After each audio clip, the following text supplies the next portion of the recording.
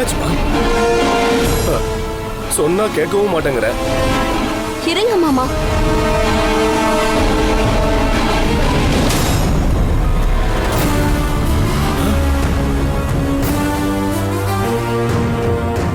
அப்பாடா.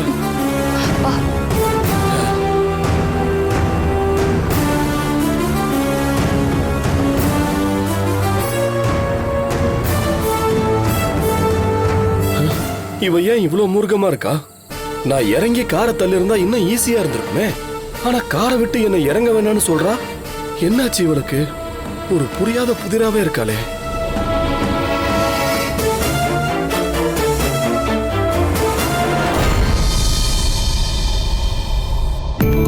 துர்கா, வா.